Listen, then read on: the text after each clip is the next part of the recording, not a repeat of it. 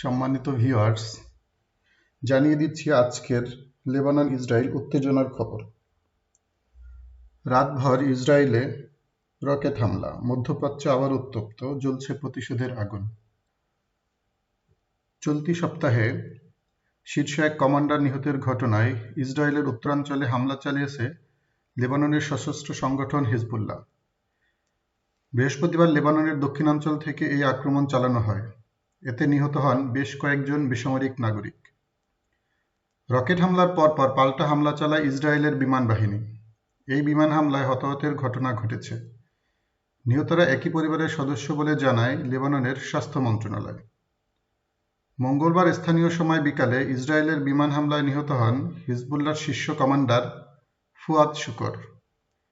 এর প্রতিক্রিয়ায় ইসরায়েলে একাধিক রকেট হামলা চালায় লেবাননের হিজবুল্লাহ। স্থানীয় সময় শুক্রবার সকালে আবারও অভিযান শুরু হবে বলে জানায় হিজবুল্লাহ প্রধান হাসান নাসরুল্লাহ।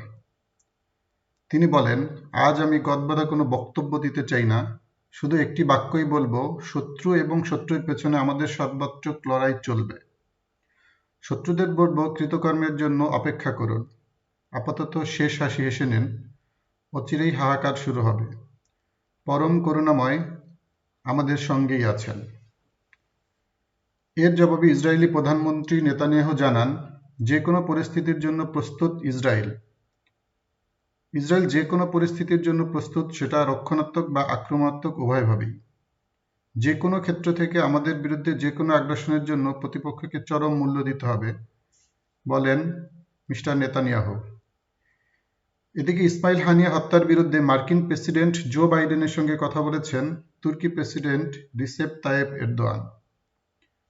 হানিয়া হত্যা যুদ্ধবিরতিকে বিঘ্নিত করবে বলে মন্তব্য করেন তুর্কি প্রেসিডেন্ট।